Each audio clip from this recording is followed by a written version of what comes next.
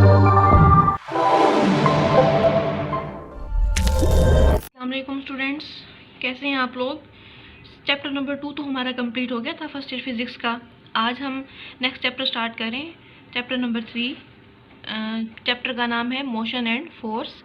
Very important chapter है board के point of view से, और इससे आलमोस्ट काफ़ी सारे लॉन्ग और शॉर्ट भी बोर्ड के पेपर में आते रहते हैं। इसका भी वही पैटर्न है जो मैंने आपको प्रीवियस चैप्टर का बताया था कि लॉन्ग की क्या सेटिंग है और शॉर्ट की न्यूमेरिकल्स की वगैरह वगैरह, ठीक है। अच्छा, चैप्टर का नाम है मोशन एंड फोर्स। इसमें ना 2 पोर्शन है। एक पोर्शन में हम ओवरऑल बात करें मोशन की, और एक पोर्शन में हम ओवरऑल बात करें फोर्स की, ठीक है। अच्छा, मोशन को हम एक्सप्लेन करते हैं ब्रीफली कि स्टार्टिंग इसका पॉइंट क्या है। हम यहाँ से बात करते हैं मैकेनिक्स की। मैकेनिक्स क्या है? मैकेनिक्स फिजिक्स की ऐसी ब्रांच है जिसमें हम मोशन और काज ऑफ मोशन को पढ़ते हैं कि कोई जिस्म अगर हरकत कर रहा है और क्यों हरकत कर रहा है, इस चीज़ को हम डील करेंगे मैकेनिक्स में, ठीक है। तो डेफिनेशन लिखी हुई है, concern with the action of force of body and explain study of motion. Understood बात है, कोई बॉडी उस वक्त हरकत करता है जब उस पर फोर्स लगती है। फोर्स क्या होती है उसको भी हम आगे ब्रीफली एक्सप्लेन करेंगे, ठीक है। अच्छा, इसकी एग्जांपल्स क्या हैं मैकेनिक्स की? Motion of sun, motion of electron around the nucleus. तो यहाँ सवाल ये पैदा होता है कि कोई बॉडी कब हरकत करता है और कब वो बॉडी रेस्ट में चला जाता है। तो यहाँ पर एक एजेंसी चाहिए होती है जो किसी जिस्म को रेस्ट में लाती है या किसी जिस्म को मूव करवाती है। तो वो एजेंसी क्या है? फोर्स है। फोर्स की डेफिनेशन पढ़ी हुई है ना, मूव्स और टेंड टू मूव, स्टॉप और tend to stop and change the direction of motion of a body, ठीक है। उसके बाद कहते हैं ब्रांचेज ऑफ मैकेनिक्स। मैकेनिक्स को कैटेगराइज किया गया है 2 ब्रांचेज में। फर्स्ट है डायनामिक्स, सेकंड है काइनेमेटिक्स। डायनामिक्स में भी आप मोशन को स्टडी करते हो लेकिन काज को स्टडी नहीं करते। काइनेमेटिक्स में भी आप मोशन को ही स्टडी करते हो लेकिन साथ साथ काज ऑफ मोशन भी बताते हो, ठीक है। डायनामिक्स क्या है अभी मैंने बता दिया, अब ये डेफिनेशन देख लें।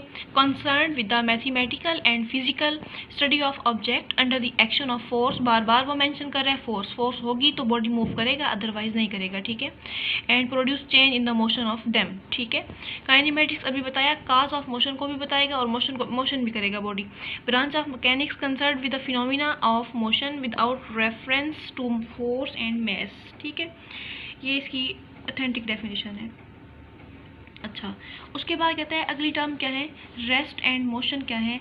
रेस्ट का आपको पता है, अगर कोई बॉडी जो है with respect to surrounding, with respect to observer अपनी डायरेक्शन को चेंज ना करे तो हम कहते हैं रेस्ट में है। अगर वो विद रिस्पेक्ट टू सराउंडिंग या ऑब्जर्वर अपनी डायरेक्शन को अगर कोई बॉडी चेंज करे तो उसको हम क्या बोलते हैं? मोशन।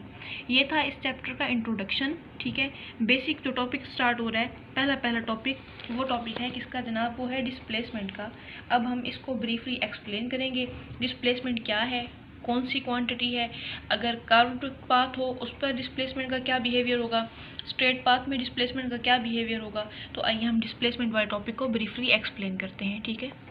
अच्छा, डिस्प्लेसमेंट को स्टार्ट करने से पहले ना आपको डिस्टेंस का पता होना चाहिए, आपको डिफरेंस पता होना चाहिए डिस्टेंस और डिस्प्लेसमेंट में। डिस्टेंस क्या है? Length of actual path traverse by a body in the motion is called distance. Length of path, रास्ते की लंबाई को हम बोलते हैं डिस्टेंस। अच्छा, अब वो कहते हैं जो एक्चुअल पाथ होता है, लेंथ ऑफ पाथ होता है, वो सीधा भी हो सकता है, वो कर्व भी हो सकता है। इसके बाद ये कि जो डिस्टेंस है वो स्केलर क्वांटिटी है, ठीक है। जो डिस्प्लेसमेंट है अब हम इसको एक्सप्लेन करते हैं। इसमें जनाब वो कहता है change in the position of body from initial point to final position. ये है चेंज इन पोजीशन, वो था पाथ की लंबाई, लेंथ ऑफ पाथ थी। ये है चेंज इन पोजीशन। जब चेंज इन पोजीशन है, कहाँ से स्टार्ट हो रहा है? इनिशियल पोजीशन से फाइनल पोजीशन, तो हम इसको क्या कहेंगे? डिस्प्लेसमेंट। सेकंड डेफिनेशन ये भी हो सकती है, शॉर्टेस्ट डिस्टेंस बिटवीन 2 पॉइंट। अच्छा, यहाँ तक तो बात समझ आ गई। वो था लेंथ, पाथ ऑफ लेंथ। ये है shortest distance between 2 point having direction भी है। तो डायरेक्शन की कंडीशन क्या है? स्टार्टिंग पॉइंट से एंडिंग पॉइंट। ये डायग्राम आपको नजर आ रही है, इसको मैं एक्सप्लेन करती हूँ, लेकिन अपनी डेफिनेशन को एक्सप्लेन करने के लिए थोड़ा इसका सहारा लेते हैं। शॉर्टेस्ट डिस्टेंस बिटवीन 2 पॉइंट, एक पॉइंट ए है, एक पॉइंट बी है, इनके दरमियान जो कम से कम फासला है शॉर्टेस्ट डिस्टेंस है, ठीक है। यहाँ तक तो बात समझ में आ गई। अभी आपको बताया कि डिस्प्लेसमेंट वेक्टर क्वांटिटी है, ठीक है। तो डायरेक्शन भी होगी। इसकी डायरेक्शन हम कैसे बताएंगे? जैसे आपने कहा initial position to final position, तो यहाँ पर भी ये कह रहे हैं। अच्छा, shortest distance between 2 point and having direction, also direction, कहाँ से? फ्रॉम स्टार्टिंग पॉइंट यानी कि from initial point to final point यानी कि एंडिंग पॉइंट। मेरी बात आपको समझ आई? ये क्या बताया यहाँ पर उसने, ये इसको बताया है डिस्प्लेसमेंट को, ठीक है। अच्छा, उसके बाद कहता है कि इसको अगर हमने एक्सप्लेन करना हो तो हम क्या करेंगे। स्टूडेंट, ये आपके पास एक डिस्टेंस वेक्टर r1 है, ये डिस्टेंस वेक्टर r2 है, सॉरी डिस्प्लेसमेंट वेक्टर r1 है, डिस्प्लेसमेंट वेक्टर r2 है, क्योंकि जो डिस्प्लेसमेंट है वो वेक्टर है, जो डिस्टेंस है वो वेक्टर नहीं है। तो यही बताया कि ये डिस्प्लेसमेंट वेक्टर r1 है, ओरिजिन से स्टार्ट हो रहा है। ये डिस्प्लेसमेंट वेक्टर r2 है, ये भी ओरिजिन से स्टार्ट हो रहा है। ये डिस्प्लेसमेंट वेक्टर r1 ओरिजिन से स्टार्ट होकर किसी पॉइंट a पर ख़त्म हो रहा है। Displacement vector r2 point O से स्टार्ट होकर किसी पॉइंट B पर ख़त्म हो रहा है। यहाँ तक तो बात क्लियर हो गई। अब हमने बताना है इसका मैग्नीट्यूड और डायरेक्शन क्या है। पॉइंट A से पॉइंट B तक हम एक लाइन ड्रॉ करेंगे। ये लाइन जो है डिस्प्लेसमेंट वेक्टर्स की मैग्नीट्यूड और डायरेक्शन को बताएगी कि इनका स्टार्टिंग पॉइंट कहाँ से है, A से, और इनका एंडिंग पॉइंट कहाँ पर है, B पर। इनिशियल पोजीशन A है और फाइनल पोजीशन क्या है, B। ये किसका बिहेवियर है, ये डिस्प्लेसमेंट वेक्टर का बिहेवियर है, ठीक है।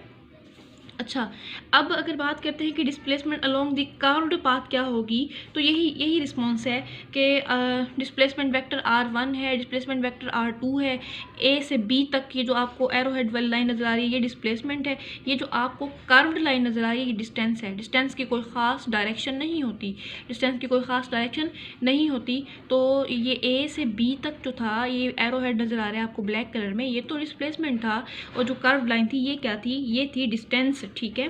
अगर हमने इनका फाइनल रिजल्ट निकालना हो तो फाइनल रिजल्ट कैसे निकलेगा। फाइनल रिजल्ट में हम ये कहेंगे कि डिस्प्लेसमेंट जो है बराबर है r2 माइनस r1, यानी कि final position minus initial position. यहाँ तक बात क्लियर हुई। उसके बाद है displacement along the straight line क्या होगा, अलोंग द स्ट्रेट पाथ क्या होगा। अभी हमने कर्व पाथ पढ़ा, अब हम किसको पढ़ेंगे, स्ट्रेट पाथ को पढ़ेंगे। तो उसमें भी यही बिहेवियर है कि if the body is moving along the straight line then displacement and the path of motion कंसाइड।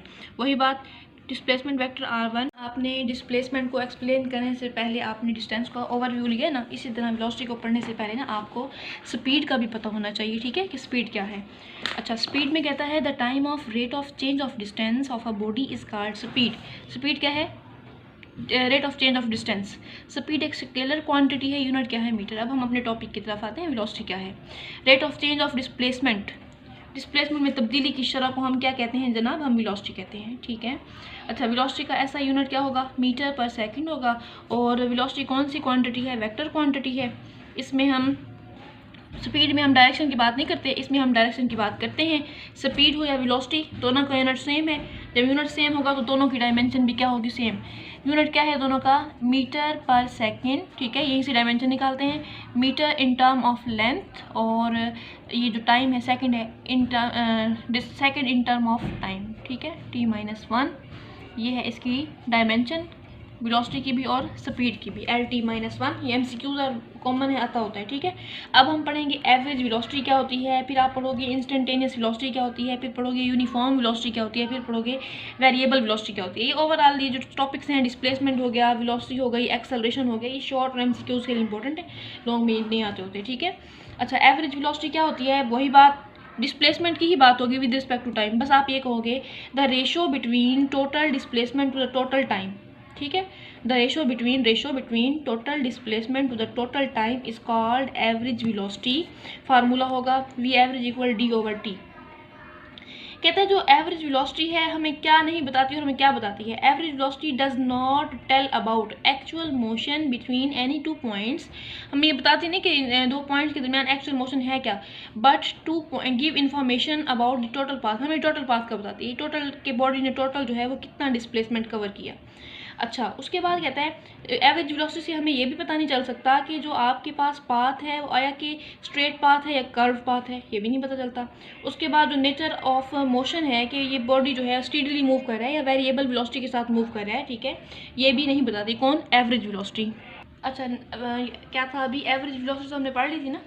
अब आप पढ़ेंगे इंस्टेंटेनियस वेलोसिटी क्या होती है। इसमें भी वही डिस्प्लेसमेंट की बात होगी विद रिस्पेक्ट टू टाइम। तो आप कहेंगे the velocity of a body at any instant of time और at any point of its path with the limit of time interval tends to 0। Again सुने, velocity of a body at any instant of time or at any point of its path with time limit v instantaneous limit delta t approaches to 0 del d over del t। ये है instantaneous velocity है, ठीक है, यानी कि लम्हाती velocity. उसके बाद कहते हैं यूनिफॉर्म वेलोसिटी क्या होती है और वेरिएबल वेलोसिटी क्या होती है। यूनिफॉर्म वेलोसिटी में यूनिफॉर्म का मतलब एक जैसी, वेरिएबल का मतलब तब्दील होने वाली। If the instantaneous velocity does not change the body it is said to be moving with uniform velocity. यानी कि अगर इंस्टेंटेनियस वेलोसिटी लग रही है बॉडी पर, जिस डायरेक्शन में लग रही थी उसी डायरेक्शन में ही लगती जा रही है, अपनी डायरेक्शन को चेंज नहीं करे, तो आप कहेंगे यूनिफॉर्म वेलोसिटी है। दूसरी डेफिनेशन ये भी हो सकती है, if the average and instantaneous velocities of moving objects are equal then it is said to be in uniform velocity. Variable velocity क्या होती है, if the instantaneous velocity changes then the body is said to be moving with variable velocity. 9th में जो आपने definition पढ़ी थी ना, आप कहते थे यूनिफॉर्म वेलोसिटी में if body cover equal displacement in equal interval of time how ever time interval short में बी। ये भी वही बताया जो मैंने अभी बताया, बस थोड़ा सा चेंज हो गया। क्या बताओगे, if instantaneous velocity does not change तो हम कहेंगे यूनिफॉर्म वेलोसिटी कहलाएगा। अगर यहाँ पर इंस्टेंटेनियस वेलोसिटी चेंज होगी तो हम कहेंगे जो बॉडी है वो वेरिएबल वेलोसिटी के साथ मूव कर रहा है, ठीक है। अच्छा, एक्सेलरेशन क्या है, rate of change of velocity. Rate of change of velocity, velocity में तब्दीली की शरह को हम क्या बोलते हैं, हम एक्सेलरेशन बोलते हैं। जिस तरह आपने पीछे पढ़ा वेलोसिटी वेक्टर है तो एक्सेलरेशन भी क्या होगा, वेक्टर। इसका यूनिट भी क्या होगा, मीटर पर सेकंड स्क्वायर होगा। इसकी डायमेंशन निकालेंगे, metre in term of length, second को हम मेजर करेंगे किसमें, टाइम में, t-2, तो इसकी डायमेंशन है LT-2, MCQs है। फिर उसी तरह हम एवरेज वेलोसिटी की तरह हम एवरेज एक्सेलरेशन पढ़ेंगे। The ratio of total change in the velocity to the total time is called average acceleration. दोबारा सुने, ratio of total change in the velocity to total time is called average acceleration. पीछे आपने क्या कहा था, आपने कहा था कि टोटल डिस्प्लेसमेंट था और टोटल टाइम था। आज आप कह रहे हो टोटल वेलोसिटी है और टोटल टाइम है, ठीक है। इसको हम बोलते हैं average velocity, sorry average acceleration. Formula आपके सामने लिखा हुआ है। इसी तरह इंस्टेंटेनियस एक्सेलरेशन क्या होता है, इसमें आप कहोगे acceleration of a body at any instant of time is called instantaneous acceleration. आप पीछे भी अगर वो डेफिनेशन मुश्किल लगे जो मैंने पहले बताई तो आप यूँ भी कह सकते हो कि the velocity of a body at any instant of time is called instantaneous velocity. इस तरह फिर ये कह सकते हो the acceleration of a body at any instant of time is called instantaneous acceleration.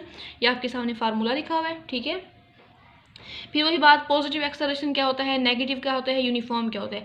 Positive acceleration में बॉडी की velocity increase कर रही होती है, नेगेटिव एक्सेलरेशन में बॉडी की वेलोसिटी डिक्रीज कर रही होती है। यूनिफॉर्म में फिर वही बात, if the velocity of a body changes by equal amount in equal interval of time, ठीक है, या if the body is moving with uniform acceleration then its average and instantaneous acceleration will be same. ये MCQs है, कहता है अगर body move कर रहा है यूनिफॉर्म एक्सेलरेशन के साथ, इसका एवरेज और इंस्टेंटेनियस एक्सेलरेशन दोनों क्या होंगे, सेम होंगे। तो ये था आज का टॉपिक। MCQ तो शॉर्ट ही थे, इसमें सारे लॉन्ग में इंशाल्लाह इस चैप्टर में 4 से 5 लॉन्ग हैं, हम वो भी पढ़ेंगे ब्रीफली। अच्छा, आपने ना इस चैप्टर को, इस टॉपिक को जो मैंने आज आपको पढ़ाया है थ्योरेटिकल है ना, आपने काइंडली बुक से लाजमी रीड आउट करना है। बात यही है जो मैंने आपको बताई है, की पॉइंट्स यही हैं, इनमें आप यही बातें करोगे, डिस्प्लेसमेंट क्या है, डिस्टेंस क्या है, कर्व पाथ के अलोंग डिस्प्लेसमेंट क्या होगा, स्ट्रेट पाथ के अलोंग डिस्प्लेसमेंट क्या होगा, वेलोसिटी क्या है, यूनिफॉर्म वेलोसिटी क्या है, एवरेज क्या है, इंस्टेंटेनियस क्या है, इसी तरह एक्सेलरेशन का भी बिहेवियर होगा। अच्छा, ये जो एक्सरसाइज का पहला शॉर्ट क्वेश्चन है ना, आज के टॉपिक से रेलिवेंट है। सवाल है what is the difference between uniform and variable velocity. अच्छा, उसके बाद कहते हैं from the explanation of variable velocity define acceleration, give SI unit of velocity and acceleration. मैंने आपको भी समझा दिया ना, यानी अब कहने का मतलब ये है कि जितना आज आपने टॉपिक पढ़ा है ना, 3 टॉपिक पढ़े हैं, डिस्प्लेसमेंट हो गया, वेलोसिटी हो गया, एक्सेलरेशन हो गया, उससे एक्सरसाइज में ये पहला क्वेश्चन आपको मिल गया है, ठीक है। आपने इसको लाजमी प्रिपेयर करना है। अच्छा, अब ये जो आपको टेबल नज़र आ रहा है ना, ये टिपिकल स्पीड है। ये बॉडीज़ बताई हुई है कि लाइट, रेडियो वेव्स, एक्स-रेज और माइक्रोवेव, इनकी स्पीड क्या है। ये ना सारे MCQs में वेरी इंपॉर्टेंट है। लास्ट टाइम जो बोर्ड का पेपर था ना, उसमें MCQs आया था कि वॉकिंग आर्ट की स्पीड कितनी है, तो वो थी 0.01 मीटर पर सेकेंड। तो आपने ना इस टेबल को भी अच्छी तरह से याद करना है, ठीक है। ये था आज का लेक्चर, उम्मीद है कि आपको समझ आ गया होगा। नेक्स्ट लेक्चर तक अपना ख्याल रखिएगा। अल्लाह हाफिज़।